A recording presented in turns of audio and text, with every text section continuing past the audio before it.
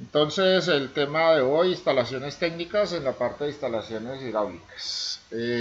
Lo mismo, de igual forma, nos remitimos a la norma técnica colombiana 1500, o sea, Código Colombiano de Fontanería, también se puede encontrar como NTC 1500.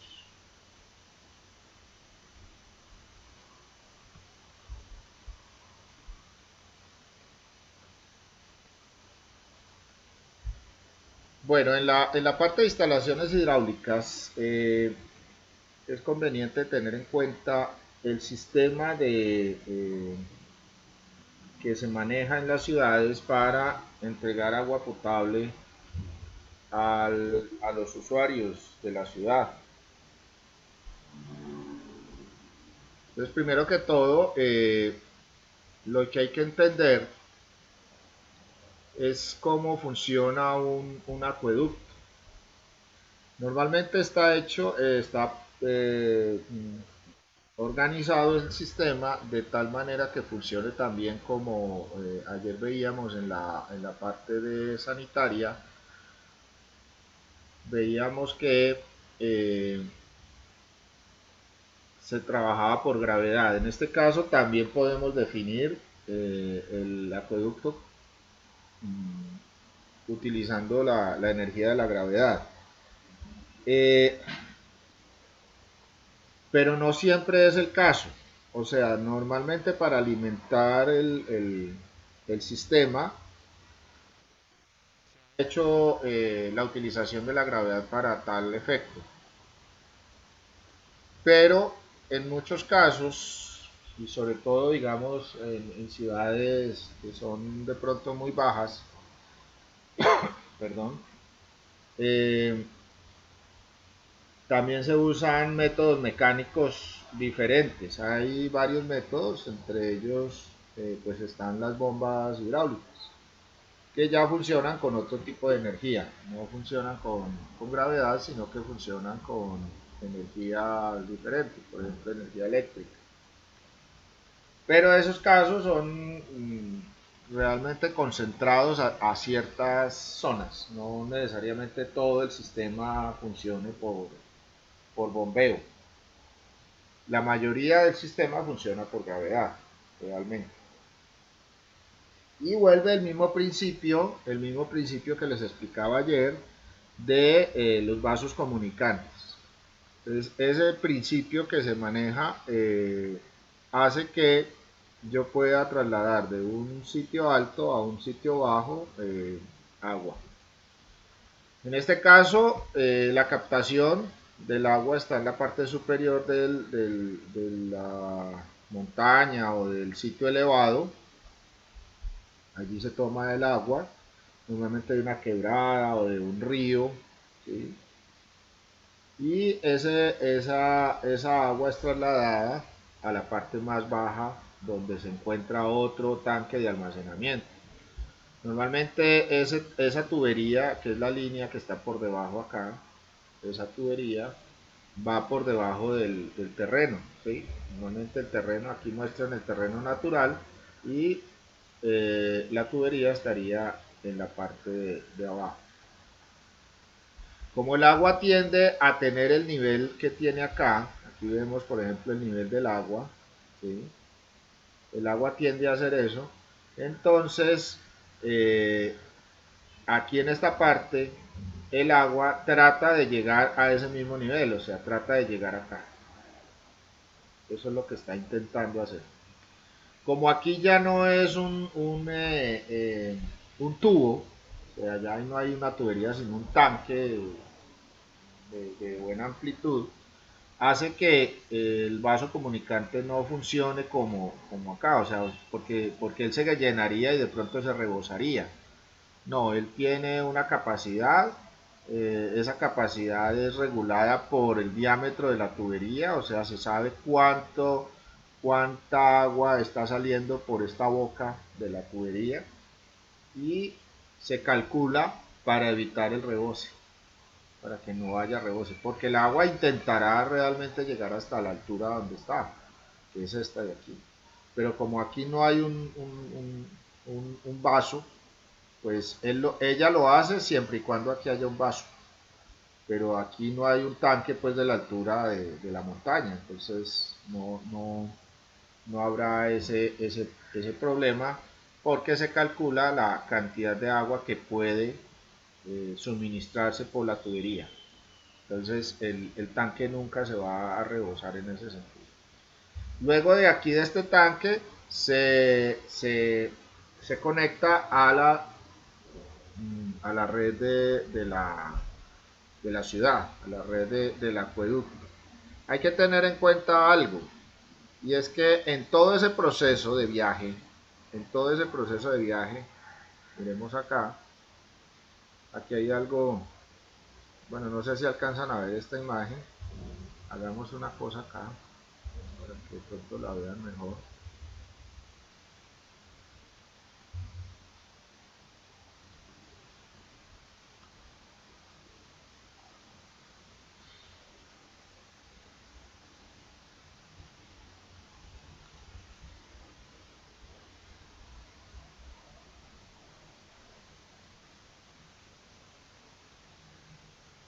Ahí ya están viendo la pantalla completa.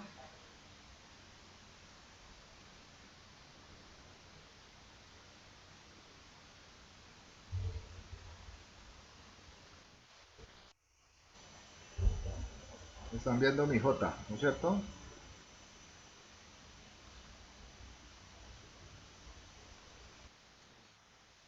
Sí, vamos a ver si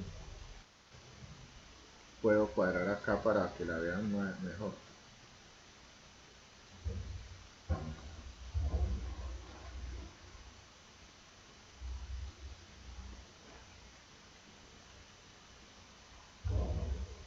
Ahí ya la están viendo.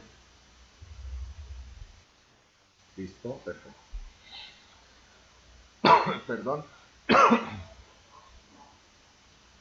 Entonces, aquí tenemos la captación, pero para esa captación, como veíamos en la anterior, hay un sitio donde se hace el tratamiento del agua. Ojo que el agua que se capta del río o de la fuente de agua, esa agua no es potable. Potable quiere decir que si yo me la tomo, a mí no me va a hacer ningún efecto, digamos, adverso por enfermedad o por otra o una reacción alérgica o una contaminación por minerales. El agua puede estar muy limpia, pero puede estar contaminada por minerales. Por eso muchas veces cuando se tienen aljibes, ¿saben qué es un aljibe? Escribámoslo. Señor, sí, el aljibe. Un aljibe. Entonces, un aljibe es precisamente un pozo que se hace digamos, en un terreno donde haya un nivel freático. ¿Sí? El aljibe funciona por nivel freático. Ya supimos que era el nivel freático. ¿Sí? ¿Se recuerdan lo del nivel freático? Volvámoslo a explicar si de pronto alguien...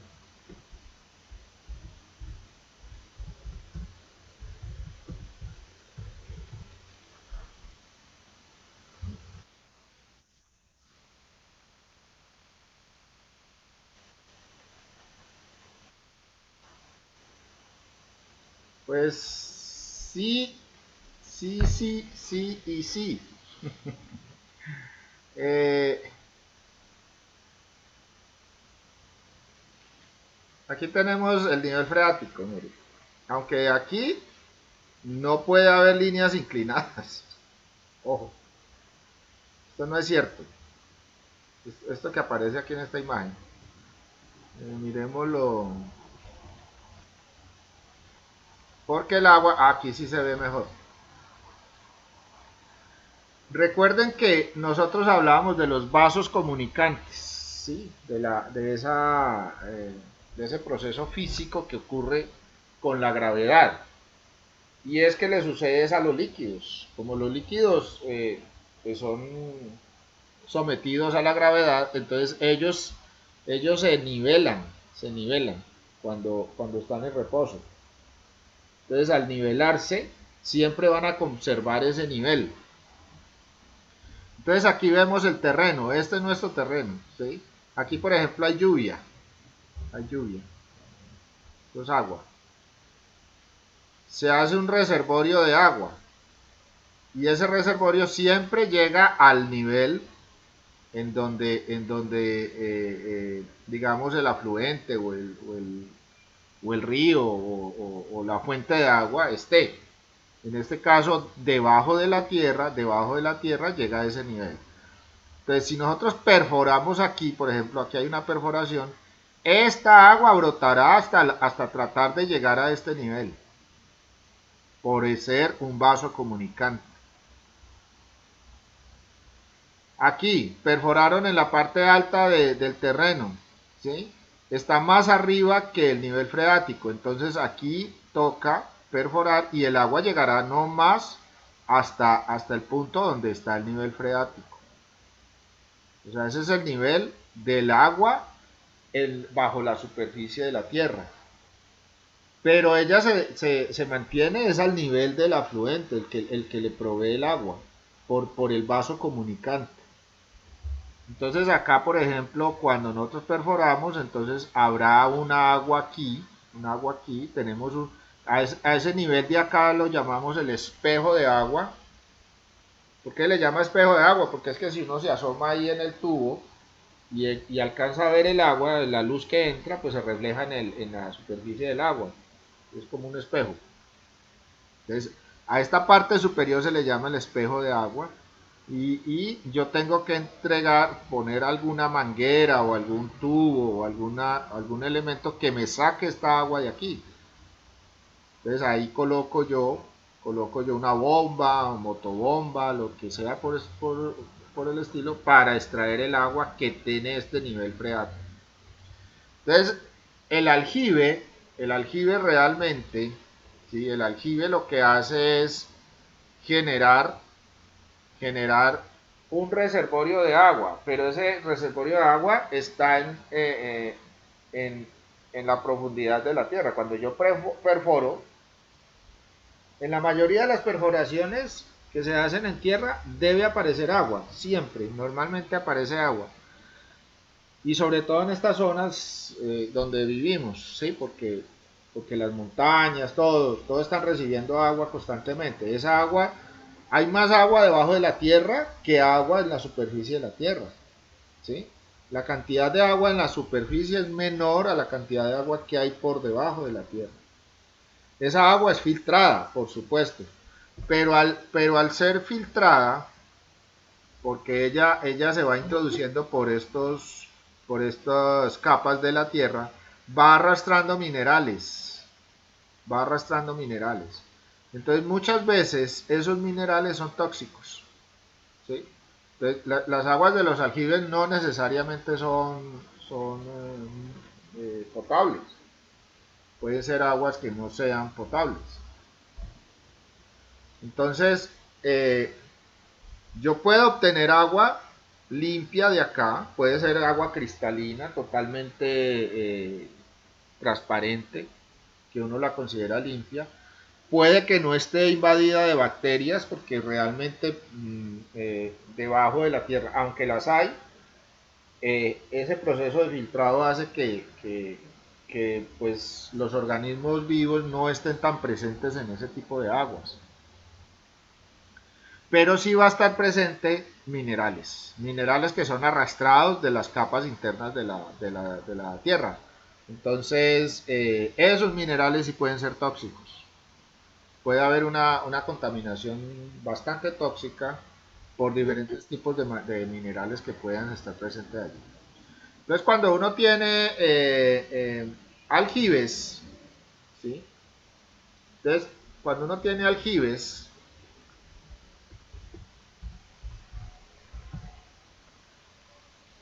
normalmente lo que se debe hacer, ¿sí? Lo que se debe hacer en el aljibe es tratar de eh, verificar si el agua realmente se puede consumir, ¿sí? si el agua es consumible. Entonces, estos pocitos que se veían en los cuentos de hadas, ¿sí? Estos pozos, o este por acá, son eso, es la misma cosa. Lo que pasa es que ahora ya no hacemos pozos así. Anteriormente se hacían era porque no había forma de extraer el agua de acá. Entonces lo que se tiraba era un balde al espejo de agua y se recogía el agua que, que, que llenara el balde. Eso era lo que se hacía. Entonces se mantenía siempre agua limpia, pero con las condiciones pues que se tienen. Muchas veces se puede decir que el aljibe pues me puede suministrar a mí el agua que sea necesaria, pero, pero, eh, eh, tenemos ya pues estudios, o sea, se sabe actualmente que un aljibe me puede producir a mí contaminación por minerales. Eso es importante. Entonces los aljibes es eso, es la perforación. Aquí por ejemplo hay uno, ¿sí? Aquí hay un, aquí se ve por ejemplo ya con tubería. El espejo de agua no está muy profundo, ¿sí? Aquí parece como un espejo de agua por ahí unos 4 metros, más o menos, 4 o 3 metros, se ve muy superficial. Y esta tubería lo que hace es, por medio de una bomba que debe estar en algún sitio, eh, extrae el agua en el momento que sea necesario, por métodos eléctricos o por otros sistemas. Hay unos sistemas eléctricos muy interesantes para la extracción de estas aguas, ¿sí? Y pueden proporcionar presión normalmente como si fuera pues la presión que se maneja en el acueducto. Una bomba bien calculada puede suministrarme la presión necesaria para... Lo más lógico que se haga con esto es extraer el agua, llevarla a un tanque elevado, ¿sí? Llevarla a un tanque elevado y por gravedad suministrarlo en el sitio. Este sistema se utiliza mucho en las zonas rurales, donde no hay sistema de acueducto, o sea, no hay una red de acueducto desde la ciudad. ¿Por qué no hay red? Porque muchas veces la lejanía en la parte rural hace que no sea posible llevar solamente un solo tubo para suministrarle aguas a una sola vivienda. Entonces, y es costoso, entonces no se hace de esa manera.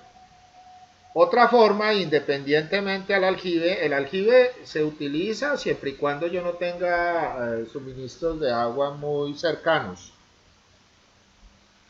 Pero en muchas zonas rural en Colombia que tiene topografía más bien quebrada, o una geografía, ¿sí?, quebrada, tenemos montañas y valles, hay sitios, perdón, rurales donde el agua se puede tomar de una fuente hídrica mucho más arriba del sitio donde se va a necesitar el agua. O hay sitios que tienen nacimientos de agua, ¿sí?, donde se puede extraer agua. Entonces, por tubería, una tubería normal, se puede captar agua hasta llegar a un tanque y ese tanque ya me lo suministra a la vivienda. Entonces, esa sería otra forma. Entonces, hay muchos sistemas para obtener el agua de esta manera y se puede utilizar muy fácilmente. Ahora en Colombia, las leyes ambientales hacen que usted no pueda construir un aljibe porque sí, tiene que pedir permisos para esos aljibes. Normalmente las CAR o las CBC, por ejemplo aquí en el Valle, aquí se llama CBC, en otros departamentos se llama CARS. Entonces, esas CAR otorgan unas licencias para yo poder extraer el agua del subsuelo. En Colombia los recursos naturales del subsuelo no son propios. Si yo tengo una propiedad, yo soy dueño del espacio libre sobre el terreno. No soy dueño del espacio interno, o sea, la parte del subsuelo ni del aire. En Colombia es así. No como en otros países que si yo tengo un terreno, por ejemplo, yo soy dueño de lo que hay en el subsuelo y lo que existe del suelo hacia arriba. Es otras formas legales de ver la propiedad. Entonces, esas aguas no son propias. Esas aguas pues yo las extraigo porque están en mi propiedad, pero tengo que pagar unos derechos, e inclusive en algunos casos hay que pagar derechos por el uso de esa agua. Entonces se cobran algún impuesto o algún uso, algún pago por el uso de eso. Eso ocurre aquí en Colombia. Eh, bueno, entonces seguíamos aquí con el acueducto. Entonces esa planta de tratamiento lo que hace es limpiar el agua de bacterias y tratar de decantar los minerales. O sea que se hacen estudios del agua, ¿sí? buscando que, buscando que sea lo más potable posible. Al agua no se le pueden retirar todos los minerales, porque la mayoría, hay muchos minerales que son benéficos para la salud. O sea, yo debo tener agua con minerales, no necesariamente tiene que ser agua no mineralizada. De hecho, las aguas que uno compra embotelladas, muchas de esas aguas son desmineralizadas. Y si usted lee en la etiqueta y dice agua desmineralizada, pues está tomando un agua que no sirve para nada. Porque el cuerpo humano para poder hidratarse, para poder captar el agua que usted toma, necesita minerales para poder absorberla. Si esa agua no contiene minerales para la absorción, entonces eh, usted no está recibiendo, esa agua pasa derecho, ¿sí? Entonces no lo hidrata, no hidrata el cuerpo. Esa es la situación. Entonces, supongamos que en la captación no se encuentren los minerales necesarios para eso. Entonces, aquí en la planta de tratamiento se le agregan los minerales que son necesarios para la hidratación humana, o sea, para la hidratación del cuerpo humano. Eso también se hace. Entonces, al agua que se le echa cloro para evitar las bacterias, para eliminar la mayoría de bacterias.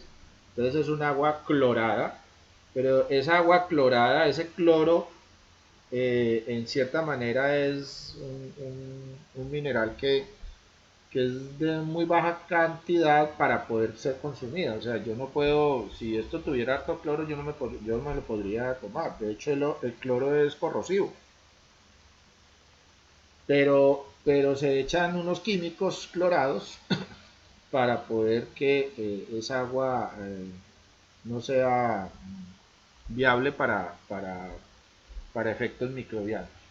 Cuando usted deja el agua, por ejemplo, usted sirve el agua en un vaso y la deja ahí 24 horas o más, el cloro por evaporación se sale del agua, o sea, ya va dejando de tener esa propiedad dentro del agua. Y el cloro, entonces el agua queda desclorada y ya empiezan a atacar las bacterias, empiezan no atacarla porque el agua no le pasa nada si una bacteria dentro. Lo que pasa es que una bacteria lo que hace es reproducirse en esa agua. De hecho, la vida se reproduce más fácil en el agua que en otras cosas. Entonces, el proceso se hace en esa agua. Entonces, el agua empezará a tomar un color verdoso.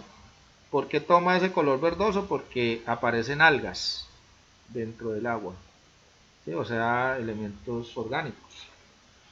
Ese color verdoso es producido por algas, por hongos, por diferentes tipos de bacterias también.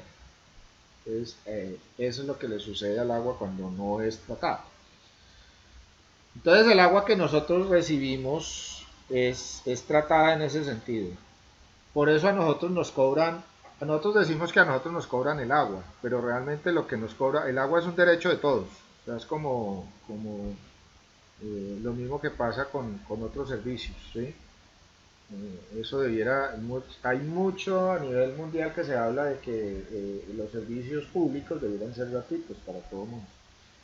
Pero el proceso para lograr que esta agua sea potable es lo que vale.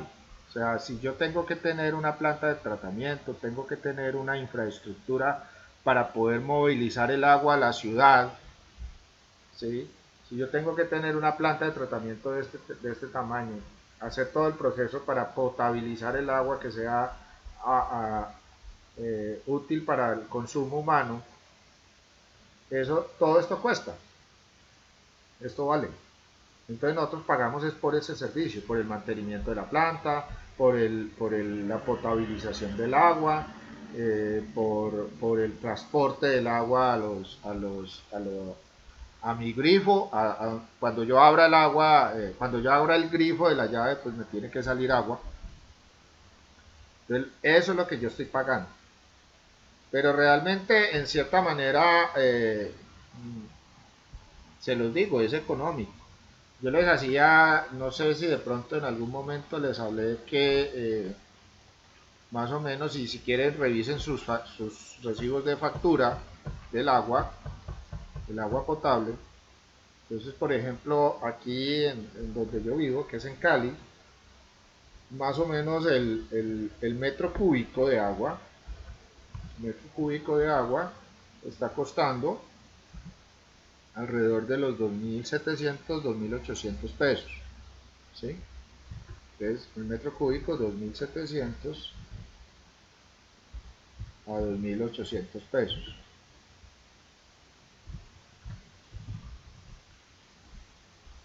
¿Qué sucede? Si hablamos de un metro cúbico, entonces estamos diciendo que son 1.000 litros.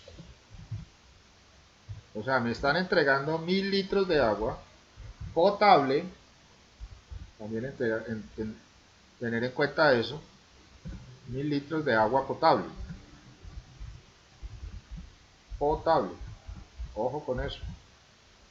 Pues si el agua es bien tratada, si es un agua con todas las características del tratamiento de las aguas para consumo humano, yo puedo tomar libremente agua del grifo y a mí no me pasa nada.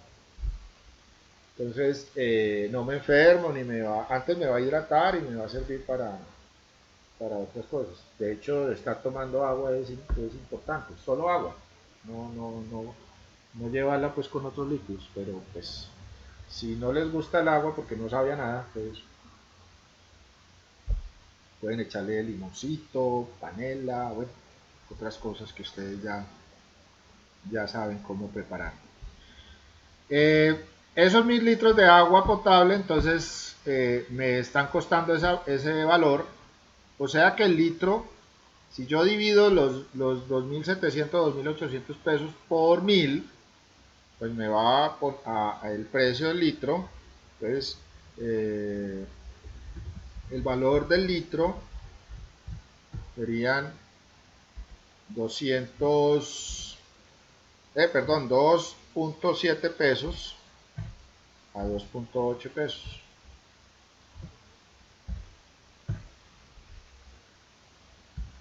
Ese sería el valor del litro de agua. Y ayer les decía yo que un litro de agua es un litro de una botella de gaseosa de 1 litro. Entonces yo lleno con mi grifo, lleno una botella de gaseosa de litro y ese para mí es 1 litro. Entonces eso es lo que me está costando a mí 2.7 pesos o 2.8 pesos según el recibo de la factura. Yo reviso a cómo me están cobrando el metro cúbico. De hecho, nosotros desperdiciamos mucha agua y desperdiciamos agua potable, o sea, agua potabilizada. ¿Cómo utilizamos el agua potabilizada? Pues utilizamos a veces mal el agua potabilizada. Lavamos carros, por ejemplo, con el agua potabilizada. Ojo que en los lavaderos de autos no se usa agua del acueducto. Ellos tienen que tener aljibes. ¿Sí? En el momento que se hace un lavadero, ¿sí? Se debe proveer, pues no como estos, ¿sí? No como aparecen acá, pero sí tanques especiales. Bueno, aquí no aparece, aquí aparece más, pero sí un tanque donde estén extrayendo el agua del subsuelo y la regresen la lleven al alcantarillado. El problema es que, ¿cuál es el que sucede? Esa es agua limpia, no es para consumo, pero como en el lavadero de autos se usan jabones y otros elementos para, o a veces desengrasantes también, entonces contaminan el agua. Y esa agua hay que descontaminarla en una petar. Entonces al descontaminar el agua en apetar, pues eso tiene un costo. Entonces esos lavaderos deben pagar por el agua que están extrayendo del subsuelo. Pareciera como ilógico, ¿no es cierto? Porque el agua está ahí, eso ¿de quién es? No, pues realmente debajo del subsuelo, todo lo que es debajo del subsuelo es del Estado colombiano. ¿Sí? Entonces se debe pagar por el servicio de esa agua, o sea, esa agua sirvió para lavar el auto, se enjabonó, se contaminó con otros elementos, pero hay que descontaminarla para poderla vaciar al río y que vuelva a llenar el aljibe de donde se está extrayendo. Entonces es todo un proceso, ¿sí? Es todo un proceso. Entonces, ya cuando nosotros tenemos el agua potable, pues es canalizada, ¿sí? A través de estos reservorios, ¿sí? Aquí se está haciendo el tratamiento de aguas. Normalmente el tratamiento se hace en tanques independientes. ¿Para qué? Para que a medida que se va limpiando ciertas cosas del agua, se va trasvasando a otros tanques. Y actualmente ya existen en Colombia, anteriormente no habían, solamente las ciudades grandes eran los que tenían acueductos. Actualmente, digamos, en asentamientos urbanos más pequeños, por ejemplo, poblaciones digamos, de menos de 5.000 habitantes, de menos de 2.000 habitantes, ¿sí? Digamos los corregimientos o las veredas, ¿sí? Donde hay pueden haber, digamos, acueductos comunitarios. ¿Sí? Entonces la población se puede unir y hacer un acueducto comunitario, tanto para la zona de influencia del corregimiento o algo así por el estilo, y ellos se encargan de suministrar el agua a esa porción de territorio. Pues es un acueducto pequeño, pero se hace todo el tratamiento de aguas igual. Las gobernaciones en Colombia se encargan de verificar en todos los acueductos del departamento que exista, verificar que las condiciones de agua potable que se estén potabilizando sean las óptimas. Siempre hay una verificación y esa verificación es constante. En Colombia se hace eso. Es que muchas veces nosotros somos, nosotros somos a veces tan citadinos, yo me siento citadino, o sea, yo mantengo en la ciudad, yo no mantengo en el campo, pero me ha tocado hacer trabajos, digamos, en esos acueductos eh, comunales, ¿sí? De la comunidad. Ellos mismos se unen y hacen su propia infraestructura, pues con la ayuda de las gobernaciones, normalmente es con ayuda de las gobernaciones, desarrollan el proyecto y generan un acueducto comunitario. Pues hablando con las personas que manejan eso, ellos me han comentado cómo es el funcionamiento de esos acueductos comunitarios. Y realmente a ellos los visitan, por ahí había uno que me decía que lo visitaban por lo menos una vez cada semana. Y se llevan muestras del agua y las revisan, las llevan al laboratorio y verifican que el suministro sea constantemente eh, bien en el proceso de la potabilización del agua. Entonces, eso es bueno para la comunidad, que estamos obteniendo una buena calidad de servicio en ese sentido. ¿Sí? Esa es la situación.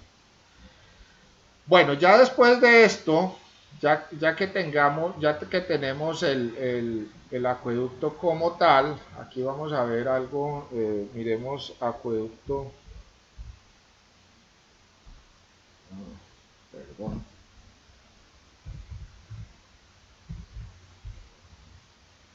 de una ciudad,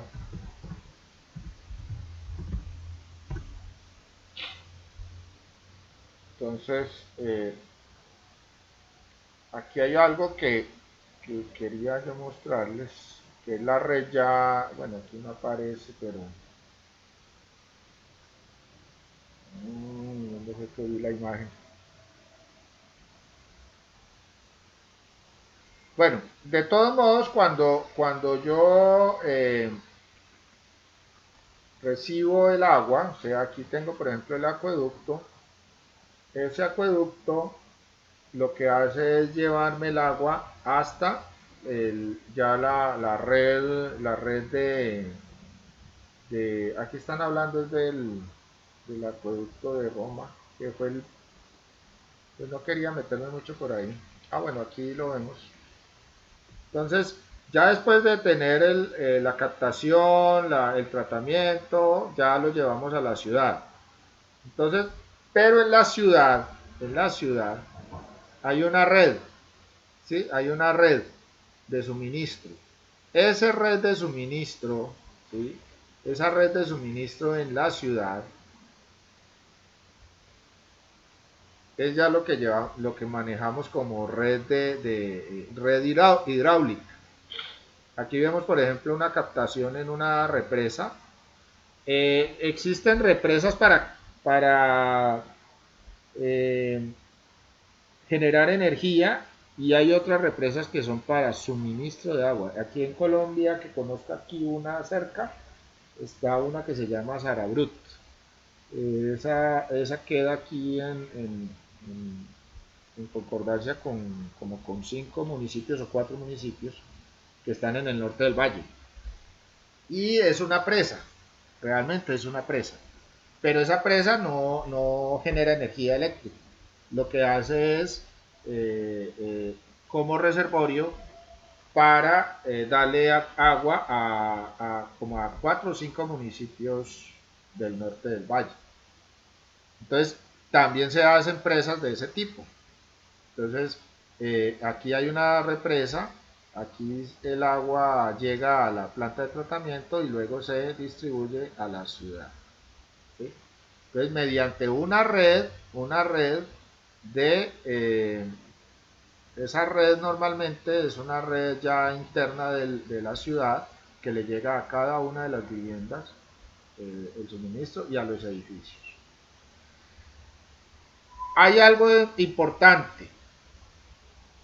Por ejemplo, en el caso de las viviendas, cuando son viviendas unifamiliares, la red del acueducto puede suministrar el agua sin ningún tipo de energía adicional a la de la gravedad. Pero cuando aparecen edificios en altura, ya hay que colocar algún sistema adicional mecánico o eléctrico que nos dé la posibilidad de subir el agua a los últimos pisos de la edificación, que la presión se mantenga constante. Y hay situaciones donde, digamos, una industria o algo que necesite agua, que se conecta al acueducto, también para suministrarle agua a todo el complejo industrial o algo, se usan bombas. Ya no funciona por la gravedad, sino que el mismo complejo amerita que haya bombas movidas por otro tipo de energía, porque el agua a medida que va siendo suministrada va perdiendo presión. Entonces, como esa presión hay que restablecerla para que se mantenga, entonces se utilizan otros medios para ese caso. En el caso de los edificios altos, pues muchas veces por la misma gravedad, así el reservorio, o sea, el sitio donde se capta el agua, sea más alto que el edificio, muchas veces el mismo proceso no alcanza a llegar con la misma presión. ¿Por qué? Porque los demás suministros están solicitando agua. Entonces se disminuye la presión en esas tuberías y hace que no suba con buena presión a los últimos pisos. Entonces necesariamente eh, se deben colocar otros medios para lanzar el agua hasta esas alturas, ya por presión. Entonces, en ese proceso hay varios problemas que se generan. Uno de los problemas que se genera cuando se lleva agua por tuberías es un proceso físico que se denomina golpe de ariete. Ese golpe de ariete, aquí lo tenemos, aquí lo que,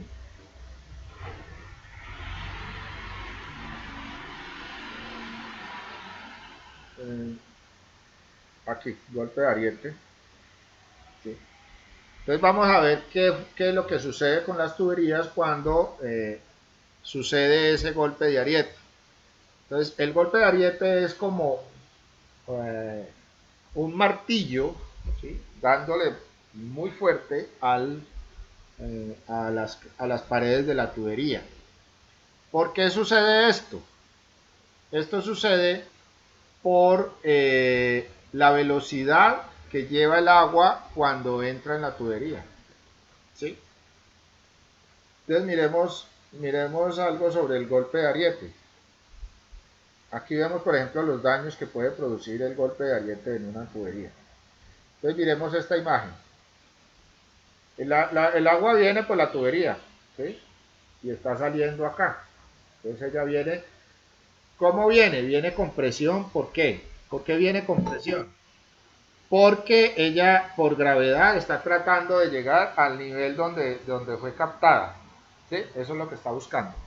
Entonces el agua, como está dentro del vaso, esto es un vaso, el tubo es un vaso, entonces el agua está tratando de llegar al nivel donde fue captada. Ese es el proceso físico del agua. Si yo cierro esta válvula aquí, de un momento a otro, ¿sí? La cierro acá, el agua llega con la misma presión que venía y con la velocidad que traía y se choca con el cierre de la válvula, ya no está saliendo, se choca directamente y se comprime. Aquí hay una compresión, porque los fluidos como el agua, ellos son semielásticos, tienen una elasticidad. Entonces al presionarse fuertemente contra esta pared, y como está encerrada, entonces se comprime en este punto y trata de salirse por otro lado. Pero como el sistema no lo deja, esa agua se devuelve. O sea, como viene con una inercia, golpea y este elemento que está cerrado aquí le devuelve la presión con la que se ejerce aquí, que es con la misma presión con la que llegó. Y la devuelve en el otro sentido. Pero como el agua de atrás viene también, entonces se chocan en esta parte, produciendo, produciendo o una hinchazón o una depresión. ¿Sí? Eso hace que el material, o sea, la pared del tubo, pueda fallar en algún momento. Y al fallar, como aparece acá, por ejemplo aquí viene el agua con velocidad, se cerró la válvula y se devolvió. Eso fue lo que sucedió allí. Entonces, al ocurrir eso, inmediatamente puede pasar esto. Revienta la tubería. Entonces la presión era tan alta que reventó la tubería. Entonces lo ideal es que se mantenga entre unas condiciones de gravedad, o sea, desde el momento en que se capta hasta la llegada final, por ejemplo, en el caso de las tuberías de agua potable que se tienen en las viviendas, entonces lo que se busca es que haya un nivel de presión óptimo para eso. Pero hay otros casos donde las presiones y las velocidades del agua cambian. Y es cuando yo cambio de diámetros en las tuberías. ¿Sí? Entonces, si vemos un plano acá de la red hidráulica, vemos acá esta red. Entonces, en el plano de la red hidráulica, por ejemplo acá, en este plano, aquí vamos a ver, por ejemplo, en el plano dice que viene del primer piso, acometida 2. Entonces, ¿qué sucede? Por este punto está subiendo la tubería. Normalmente en el plano En el primer piso va a decir sube y en el segundo piso, en el plano va a decir viene primer piso. Aquí tenemos una tubería de media, o sea, es una línea de tubería, ¿sí? Que se tiene acá y eh, se traslada por el piso de esa construcción. Entonces, en este caso, tenemos la línea de media, ¿sí? Acá, la línea de media, y empieza a distribuir para todos los diferentes puntos que lo requieren. Ejemplo, vamos a distribuir aquí en el baño. Entonces el agua viene por acá, viene con una presión constante, ¿sí? Viene con una presión constante. Y aquí no hay problema por el codo a 90 grados. Ayer veíamos que en las sanitarias era necesario utilizar codos de 45 grados en vez de 90, porque el agua por gravedad no cambiaba de dirección eh, eh, tan fácilmente en el caso de la sanitaria. En cambio aquí, como hay una presión, el agua sigue derecho y también se llena este vaso de acá, ¿sí? Llena el vaso. ¿Por qué? Porque la presión hace que ella se meta por donde haya vida, por donde haya forma.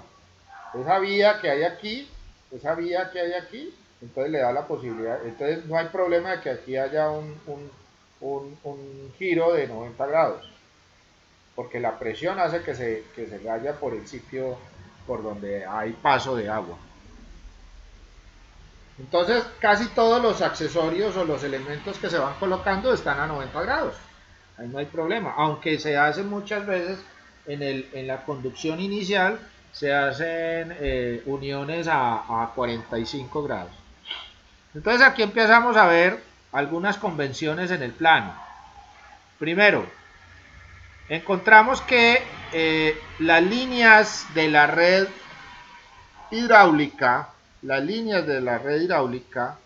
normalmente son más gruesas que las líneas de la distribución del apartamento. Aquí no me interesa mostrar, por ejemplo, nosotros veíamos en arquitectónicos que en un momento dado veíamos estos muros gruesos para definir que era que ahí estábamos cortando el muro. No, aquí no. ¿Por qué? Porque ya está definido en otros planos la distribución arquitectónica de la edificación. Aquí lo que nos interesa es mostrar que la pared está allí, ¿sí? Pero no compitiendo con la línea de la tubería. Entonces la línea de la tubería sí aparece ya más gruesa, indicando que esa es la tubería por la que yo estoy dando el suministro de agua. Pero la pared no me muestra sino líneas delgadas, inclusive hagámosla más. Aquí vemos la tubería, aquí vemos la línea de la ventana, la línea del muro, pero sabemos que hay allí un muro. O sea, el mismo plano me está mostrando el muro, me está mostrando la pared, pero me está mostrando en un grueso más alto, me está diciendo que esa es la tubería hidráulica que se está utilizando en esa edificación. Entonces aquí vemos, por ejemplo, en este baño, señor,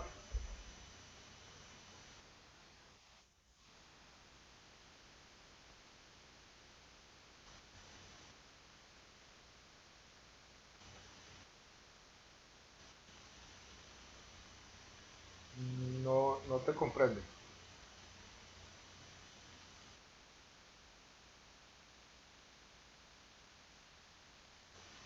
Ah, ya le entiendo. Ah, no, mire. Una cosa es la representación del plano y otra cosa es la construcción en obra. ¿Sí? Aquí no se coloca por la pared, aquí no, la tubería no se mete por la pared, primero por una razón. Estas tuberías que vienen aquí normalmente van por el piso, no van por la pared.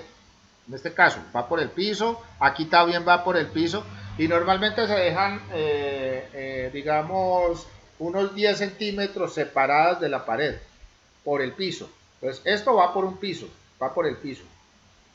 Pero cuando, por ejemplo, llegamos al suministro, Lo que hace el sistema de planos, o sea, el plano, lo que me muestra es la convención, ojo, la convención de que esto es una salida de acueducto. O sea, aquí me está mostrando que esto es una salida, ¿sí? Esto es una salida de agua. Eso es lo que me indica el plano. Pero el constructor sabe que tiene que poner un codo acá, llevarlo a la pared, subirlo a 50 centímetros, volver a colocar un codo y entregarlo al sanitario. Eso es lo que me dice este símbolo. Por eso hablamos de interpretar el plano. ¿Sí? Yo no tengo que dibujar esto acá dentro de la pared, porque entonces también empiezo a competir con las líneas de la pared, del plano. Entonces yo tengo que tener claro dónde es la pared y tengo que tener en claro dónde me está llegando la tubería. Entonces esta tubería que está acá está por el piso, pero cuando aparece este símbolo aquí me indica que esta tubería cogió una T aquí. Entonces miremos algo de los símbolos para que entendamos un poquito mejor el plano. Y de hecho de eso se trata. Como estamos hablando de interpretación del plano, vamos a mirar aquí el símbolo de las convenciones hidráulicas. Entonces, si vemos el símbolo, ¿sí? Este símbolo que es una línea, dos líneas atravesadas, un elemento en esta forma y un círculo. Eso me quiere decir que es un grifo o una salida de agua o suministro de agua. Aquí le colocaron grifo, pero realmente es salida de agua. ¿Sí? Porque la parte hidráulica lo que me muestra a mí son salidas de agua, no entradas de agua, porque lo que yo obtengo realmente es la salida de esa agua. Entonces, este símbolo me está mostrando que es eso, que es una salida de agua. Entonces, cuando vamos a la salida de agua y vamos al plano, entonces en el plano me está mostrando acá, por ejemplo, miremos otro acá. Vamos a mirar este de la cocina.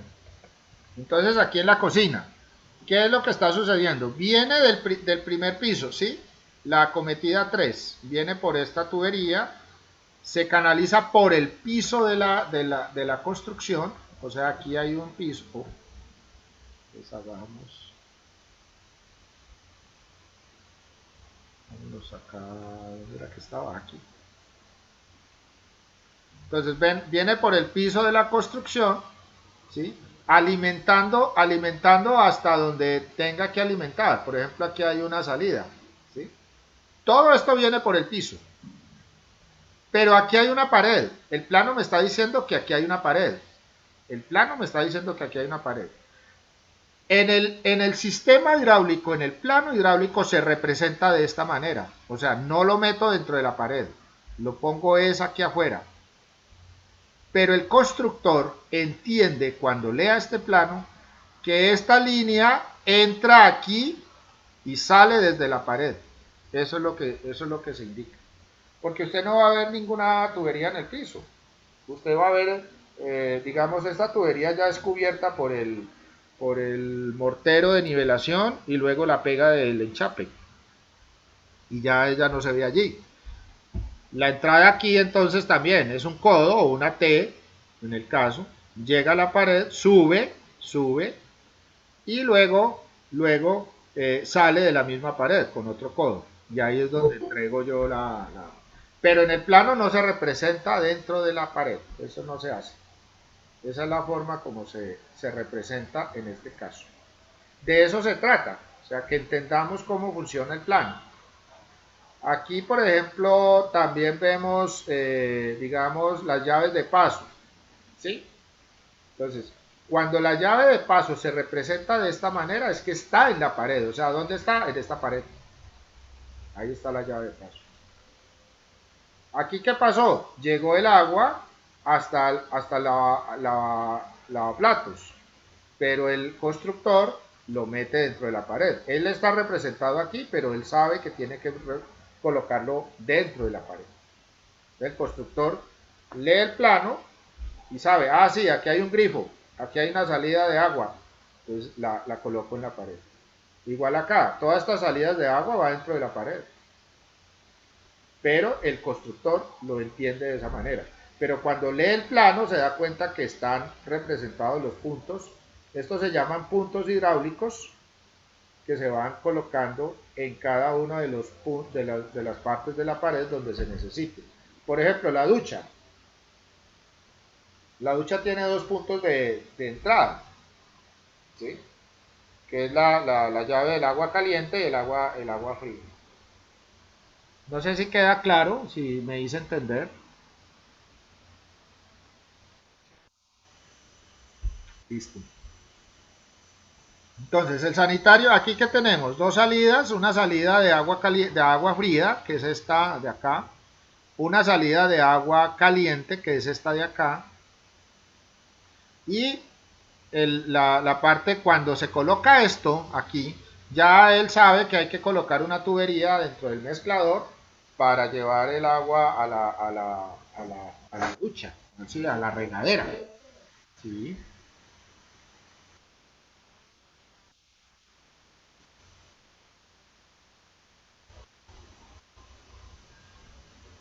No te oí bien, pero creo que te oí algo diciendo que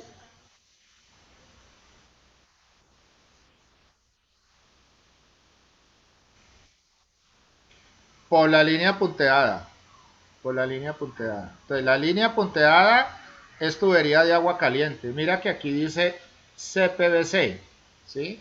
¿Sí?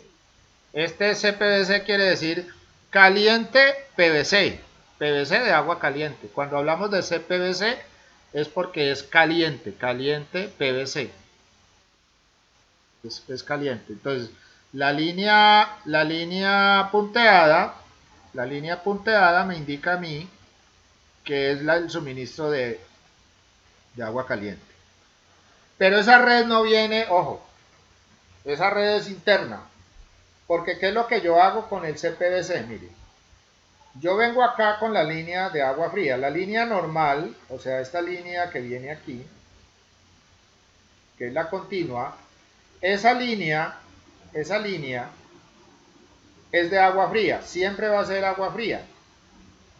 Pero en algún lugar de la construcción hay un calentador. Entonces, ¿dónde está ese calentador acá? Ese calentador se coloca en el baño, perdón, en el patio de ropas. Aquí dice patio. Entonces, aquí está el lavadero, en esta parte, y aquí está la lavadora. ¿A qué le suministro agua caliente? Entonces, normalmente en el plano se debe hacer la repartición del agua caliente para todos los sistemas que necesitan agua caliente. ¿Quiénes son los sistemas? Por ejemplo, el lavaplatos debe tener un suministro de agua caliente. Aunque no se coloque, ojo, ¿sí? Quiero aclarar algo. Yo puedo tener mi lavaplatos sin agua caliente. Perfecto. Tengo el suministro de agua fría.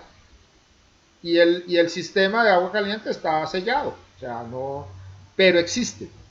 Entonces, por ejemplo, en las constructoras que a usted le entregan la vivienda, por ejemplo, un apartamento tipo BIS, que ya tienen suministro de agua caliente. Entonces, ¿qué sucede? Que el diseño hace que se coloque esta tubería, pero usted puede que la coloque o no, la use o no la use, porque usted puede tener el calentador de agua o no lo puede tener. Eso ya es discreción del usuario. Pero normalmente en el plano se diseñan las dos. O sea, en el plano se diseñan las dos, así no se construyan las dos. Pero lo ideal es que si yo voy a construir mi casa, haga las dos conexiones, haga el suministro de agua caliente y el suministro de agua fría, o sea, tenga las dos.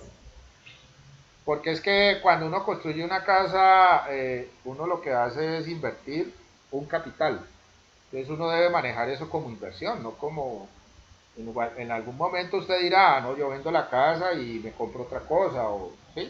Porque eso va a tener también una rentabilidad. Cuando usted invierte un dinero en su propiedad, pues con el tiempo va a tener esa rentabilidad. Pues si usted construye su casa, con el tiempo debe tener una rentabilidad como por valorización. Se va valorizando la propiedad raíz. De hecho, la propiedad raíz se valoriza mucho y tiene un alto retorno, o sea, a largo plazo, a largo, mediano plazo, pero tiene un buen retorno. Entonces, si yo hago todo esto, pues mi casa va a tener mejor valorización que otro que no lo haga, ¿sí? Porque ya tiene que hacerlo. Entonces, esa es otra de las situaciones. Pero entonces, ¿a qué le suministramos agua caliente? Le suministramos agua caliente al lavaplatos, le suministramos agua caliente a la lavadora. Las lavadoras vienen con dos entradas, la entrada naranja y la entrada azul. La entrada naranja es de agua caliente y la entrada azul es de agua fría. Puede que yo no conecte nunca el agua caliente a la lavadora, pero yo puedo hacer eso. O sea, las lavadoras vienen para eso. Entonces, la lavadora tiene agua caliente. ¿Dónde más se coloca? En las duchas se coloca agua caliente y en los lavamanos. Normalmente ese es el suministro de agua caliente que se coloca. Todos los sistemas deben llevar una llave de paso para sellar el elemento que se está filtrando o que tiene alguna fuga, algún proceso, ¿sí? Para no tener que quitar el agua de toda la vivienda. Entonces yo debo colocar llaves de paso. En este caso, esta es una llave de paso para este lavadero, lavaplatos, ¿sí? Por ejemplo, en el patio de ropas tengo una llave de paso para el calentador, para cortarle el suministro en el momento que este aparato se nos dañe o algo así. La línea de agua fría, miren aquí, la línea de agua fría entra al calentador, ¿sí? Entonces aquí vemos la entrada al calentador y de una vez en ese calentador sale ya la línea de agua caliente. ¿Con qué presión? Con la misma presión que entra aquí. O sea que esto lo que hace es mantener la presión interna del agua dentro del calentador de agua, pero a su vez en ese proceso se calienta el agua por medios eléctricos o por medios, digamos, a gas, por quema de gas.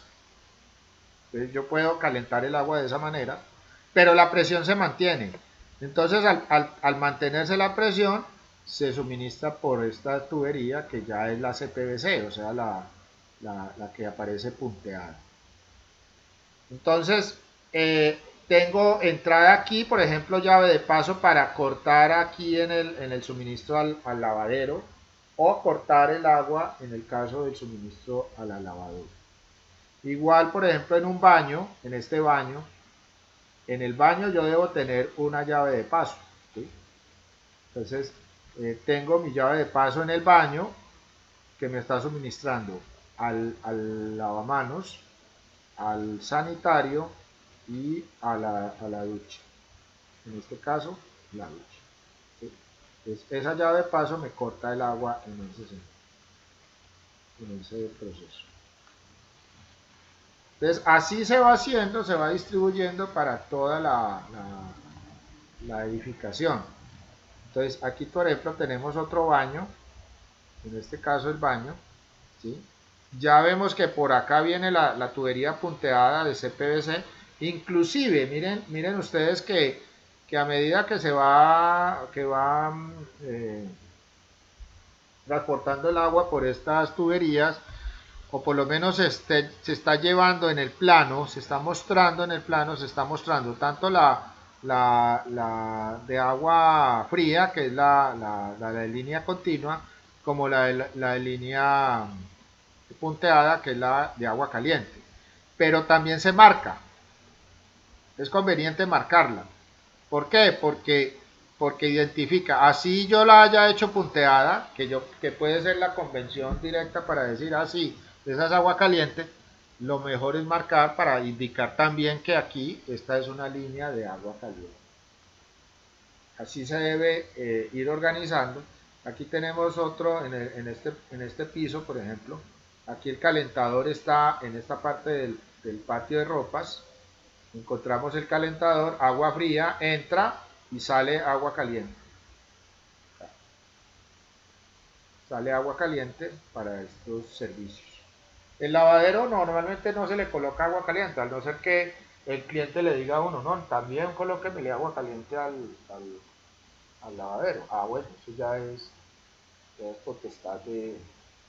Pero normalmente si estamos haciendo, por ejemplo, una vivienda, normalmente el lavadero no necesita agua caliente, sino que en la lavadora es donde se coloca esa agua caliente. Nosotros, con respecto a eso, entonces utilizamos, aquí tenemos también un manual, en este caso es sanitaria, miremos el manual hidráulico, miremoslo, perdón, yo les muestro acá la tubería, miremoslo de la parte hidráulica,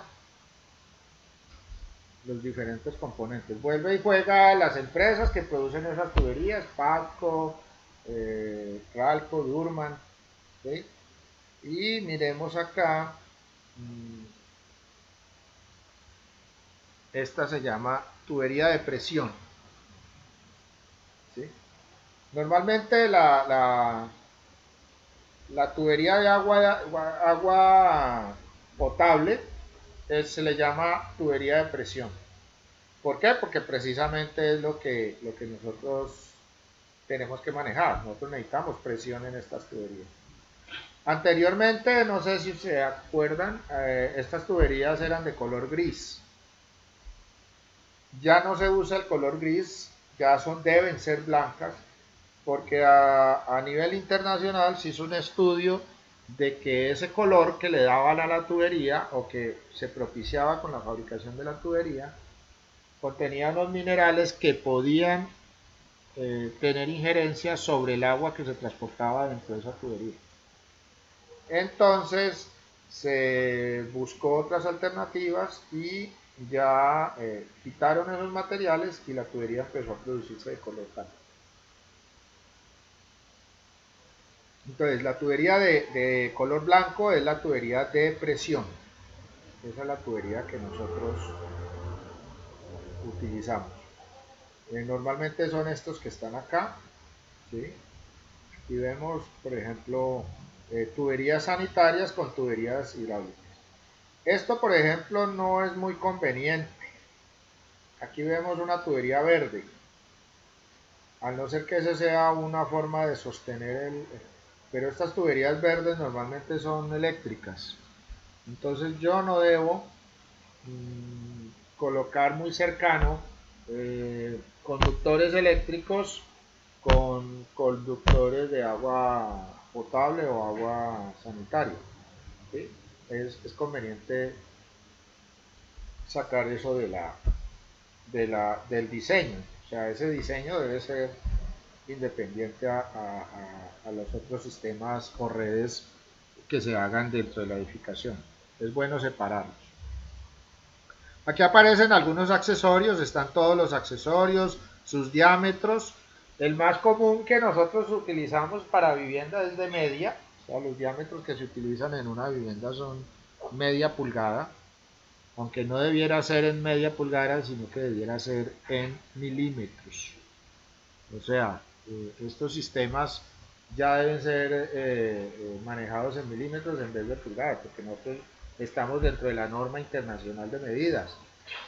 Y nuestra norma internacional de medidas dice que nosotros debemos manejar metros y todos los múltiplos del metro, o submúltiplos. Aquí están todos los accesorios. Aquí, por ejemplo, ven ustedes un codo a 45. ¿Sí? Entonces, nosotros podemos ver estos accesorios acá. Este es un codo a 90 y este es un codo a 45 grados. Lo mismo, por ejemplo, podemos tener el adaptador macho, que es como un buje con un elemento roscado. ¿Sí? Entonces nosotros podemos hacer conexiones con rosca o con pega. Realmente no es pega, es soldadura. ¿Sí? La diferencia entre un pegante y una soldadura es que el pegante se forma adhiriendo los dos materiales, los dos elementos que se van a pegar. Eso es un pegante. Pero una soldadura funde los dos materiales, los vuelve uno solo. Eso es una soldadura. O sea que cuando yo coloco un tubo acá y le coloco soldadura, el material de este adaptador con el material del tubo se funde y se forma una sola cosa, un solo elemento. Eso no es un pegante, es una soldadura. Así es como se define eso. Los tapones, hay tapones roscados y tapones soldados. Soldados es que utilizo soldadura para, para pegarlos, para unirlos. ¿Sí? Por eso se llaman soldados, porque es para unirlos. Y este es roscado, que también, digamos, el tapón, tengo una tubería, anteriormente se usaban mucho las tuberías galvanizadas, pero la tubería galvanizada, que era metálica, con el tiempo empezaba a tener corrosión interna por el transporte del agua y los minerales que contenía. Entonces empezaba a haber reacciones químicas internas dentro de la tubería y esa reacción química generaba otros compuestos y esos compuestos se iban al agua y el agua nosotros la utilizábamos para beber. Entonces teníamos problemas en ese sentido. Una de las cosas con estas tuberías, las tuberías, y realmente cuando la tubería tiene reacción química con el agua y con los minerales del agua, normalmente no es con el agua, sino con los minerales del agua, produce enfermedades que pueden ser irreversibles. Uno de los casos que más se conoce es en Roma, cuando empezaron a utilizar, como ellos tenían acueducto, ellos transportaban el agua en tuberías de plomo y de cobre. El plomo es altamente contaminante, es uno de los minerales más contaminantes para la salud humana. Entonces, al utilizar esas tuberías, tenían problemas ellos, empezaron a tener nacimientos con mucho síndrome de Down, ¿sí? Entonces, muchas de las personas que tomaban esa agua, entonces tenían desórdenes, digamos, de tipo genético, ¿sí? Y la población empezó a tener ese problema. Y después se descubrió, pero eso se descubrió eh, ya en la época moderna. ¿Por qué sucedió eso en Roma, en la antigüedad? Y era precisamente por las tuberías de plomo que transportaban el agua o las tuberías de cobre. Entonces, en eso se ha analizado mucho para el transporte del agua. Por eso los plásticos que son más inertes, o sea, que no producen reacciones químicas fuertes, en algunos casos de pronto, pero que hay alguna reacción química, entonces da la posibilidad del transporte de agua mucho mejor. Miren que lo que les decía ahora, el cambio del simple color de la tubería, se dieron cuenta que había un problema de contaminación con el agua con esa tubería, siendo tubería plástica, tubería de PVC. Entonces eso sucede en esta situación. Entonces tenemos los diferentes accesorios. Aquí en el manual lo pueden descargar de Papco. Ahí les dejo el enlace para que lo revisen. ¿Sí? Los diámetros de las tuberías, toda la parte de soldadura, ¿sí? Cómo se hace el proceso de soldadura. Aquí está la parte de soldadura. Y pues para los que calculamos a veces presupuestos y cosas por el estilo, aquí están los rendimientos de la soldadura según el diámetro por acá están los rendimientos, ¿sí? Rendimiento del pegante o de la soldadura, cuánto rinde según el diámetro de la tubería. Entonces yo puedo calcular ahí, puedo presupuestar con eso, con esa información que yo tengo. Entonces, aquí observamos, ¿sí? Cuando hay estas edificaciones, entonces normalmente aparece un tanque de reserva que es llenado del acueducto y a partir de ese tanque de reserva se lanza a los demás, a las demás viviendas si está en altura, por medio de bombas eléctricas.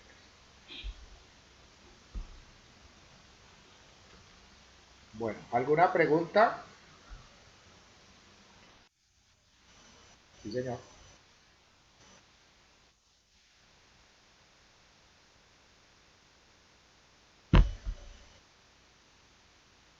Esos son, tan, esos son tanques de almacenamiento. Lo que pasa es que ahora ya no se usan tanques de almacenamiento elevados. Los tanques de almacenamiento ahora se usan a nivel de piso. ¿Por qué razón? Vuelve y juega. Volvemos acá. Volvemos acá con el agua. Este es el precio. Pero miremos el peso. El peso del agua. Es un litro, que yo se los mostraba ayer, pesa 1 kilogramo. Si yo hago un tanque elevado, según la capacidad del tanque, es la cantidad de peso que yo le estoy colocando allí. Entonces supongamos que yo tenga un tanque de 1000 litros, o sea, sí, de 1000 litros, de 1 metro cúbico. Entonces, 1000 litros me pesan, aquí pesaría 1000 kilos, 1000 kilogramos.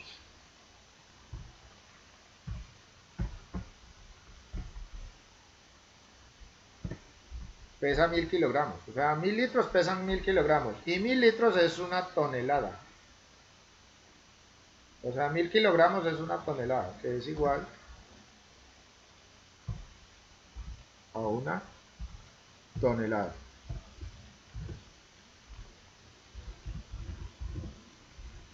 ¿Listo? Ese es el peso de esa agua elevada. Resulta que cuando yo coloco un tanque elevado, ese tanque se va a mover en un movimiento sísmico.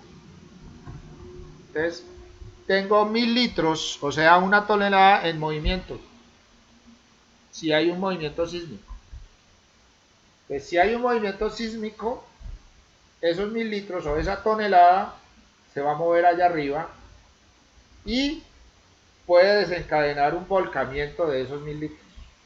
Por alguna razón, o la estructura no aguanta, o bueno, cualquier cosa puede pasar. Entonces, si yo tengo ese tanque elevado a una altura X, por ejemplo en el techo de mi casa o en el segundo piso, pues cuando haya un movimiento sísmico, esos 1000 litros van a tratar de moverse para cualquier lado. Y el problema es que el agua hace presión en cualquier sentido. O sea, no solamente por peso, sino por expansión. O sea, ella misma horizontalmente va a tener la misma presión hacia las caras del recipiente con la misma fuerza que tiene hacia abajo. ¿Sí? Entonces ella ejerce presión en todos los sentidos igual. Entonces le va a generar a las paredes del tanque en el movimiento le va a generar una presión igual a una tonelada. Entonces cuando eso empiece a moverse, eso va a empezar a presentar ese problema. Entonces en la NSR 10, que es la norma sismorresistente en Colombia, lo que dice es que se deben hacer tanques sobre piso. Como ya existen las bombas, entonces lo que se hace es generar el tanque en el piso, no ponerlo en la altura y elevar el agua o ponerlo a presión en los sitios donde haya que colocarlo. Eso es lo que se hace. Entonces, pues lo normalmente no es colocarlo en altura, sino eh, en el piso o tenerlo, digamos, Un ejemplo clásico de reservorios de agua que uno tiene a veces son los lavaderos. Hay casas donde el lavadero es tan grande casi como 1 metro cúbico. Pues yo puedo reservar ahí o tener un tanque parecido y con una bomba eléctrica enviarlo al suministro que necesito. Eso se podría hacer.